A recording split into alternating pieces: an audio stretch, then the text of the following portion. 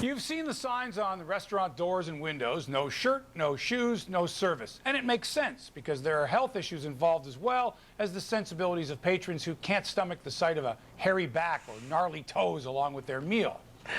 Did you actually say that? Yeah, you did. All right, but one Pennsylvania eatery is serving up outrage among many parents for instituting a policy which bans young children. Ever since McDane's Bar and Golf Center in Monroeville put out a flyer announcing it will no longer admit kids under the age of 6, the phones there have been ringing off the hook. Now, some people have accused the owner of being a child hater, but apparently the majority of those who took the time to make the call like the idea of being able to eat their meal in a quiet, kid-free atmosphere. Joining us in studio today is Theo. He's a family therapist for close to 20 years. In Toronto, Valerie Gibson, Square Off's resident social commentator. Now, Val, do you think this restaurateur is out to lunch, or is he standing up for those of us who value a meal in relative peace and quiet? Well, you know, to be honest, Lawrence, let's face it, you don't take a baby to the theater, to the movie, to places where you pay money to enjoy something, and I think restaurants come under that. If a parent wants to take a baby somewhere to a restaurant, and hey, if they can afford to eat in restaurants, they can afford a babysitter, hello, so they should go to a family restaurant, which is geared, you know, with the child meals, with the seats, with everything, people who have other babies. But, you know, people pay big money to go to restaurants, and they pay big money to go to places where they do not want to share it with the screaming child and no parental responsibility for it, or the child's throwing up on the floor or something. I mean, it really is fair, I think. I think he's being fair and saying, you know, a restaurant is a place, so it should be enjoyable, it is expensive, and I want to make sure my patrons have the best time possible, and I'm with him. All right, now, Theo, we typically, we're used to restaurants not picking and choosing their customers by their race or their gender or age is only when there's alcohol involved. So do you think banning small kids from restaurants is really just out and out discrimination? It is. I mean, let's be honest. Anytime you're saying yes to one group of people and no to another group of people, you clearly are discriminating. And I think that it's easy here to pick on the kids because they're the obvious producers of the noise. But I think what we really need to do here is actually discriminate against behavior as opposed to a group of people. It's not, you know, we shouldn't be saying no children should be allowed to come to a restaurant. We should just be saying no loud, obnoxious, disturbing behavior. So wait a second, Theo. So I'm in the restaurant, the kid next to me is fine, no problem at all for 3/4 of the meal, and then starts to act up. At that particular point, can management come in and say, we told you, you know, you're not behaving properly. You, the parents and the kid, out you go. Can Yes. you do it that way? Absolutely. I think we should, well, first of all, it's a common sense thing, really. If you're a parent and your child is acting up, really it's on you to take that child aside, either get the behavior under control, or if the child can't be under control, to have the decency to leave. And you're sending a message to the child that way as well, that eating out is a privilege, and it sends a really great message to them for further behavior and future great dinners. And of course, it saves the rest of us from the obnoxious behavior that your child is producing.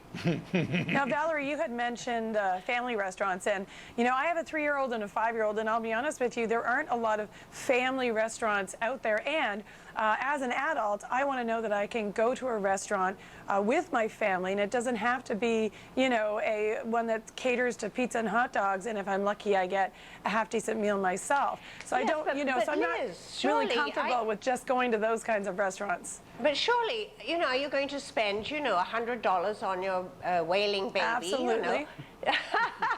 No, I don't think so. No, you might spend like $100 or less in total. But the point is that if you have kids, you know, I don't like the idea of saying, if I want to spend any time going out, I have to get a babysitter for my kids, and I can't enjoy time with them together. And Theo, you could tell me if I'm right or wrong, but I do believe that by having your kids familiar with public places like restaurants, it teaches them how to behave. It teaches them to understand, and that if you just, you know, you just go with it, and you can, they'll learn how to behave in public as opposed to hiding them at home and saying you can't go there ever. Absolutely. I wish they were all like you, Liz, that actually took that, you know, and looked after their kids and said, this is my family and I look after them. What about your husband, by the way? He hasn't had a mention here.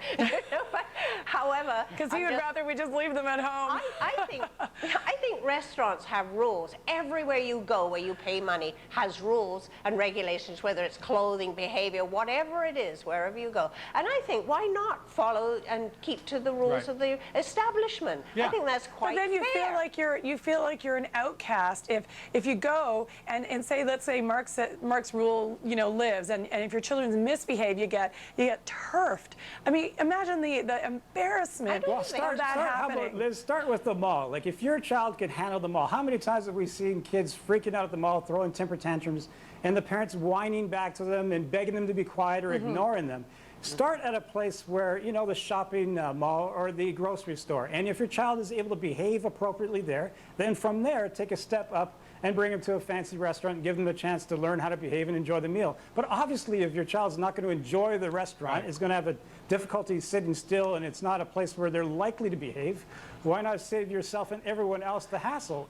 You know, work the child up to be able to behave at the shopping market, and then maybe try the restaurant after that. And you know what? I would hate to think that someone opens a restaurant, has great food, has terrific service, but patrons won't return because there's something going on at that restaurant. Either people are talking on their cell phones or kids are crying, and they say, you know what? The food was great, the service was great, but I don't want to go back there. If I'm running a restaurant, I'll make sure that my rules are such that patrons want to come back and are enjoying themselves. And no offense, Liz, for your 3- and 5-year-old, take them to Chuck E. Cheese, No, take them Mark, to McDonald's, take them to a mall first. What about then when they're common old sense? enough to sit still for an hour or so at a restaurant, then you can let them What go. about common sense? And I would not take my kids to a high-end restaurant where, I didn't say you know, high-end, but you're looking for a family restaurant. Well, but That's okay, Chuck what's E. a Cheese family if restaurant? you've got a 6-year-old. Chuck E. Cheese is not a family restaurant. McDonald's. That's a kid's restaurant. There's got to be a place where you can meet in the middle.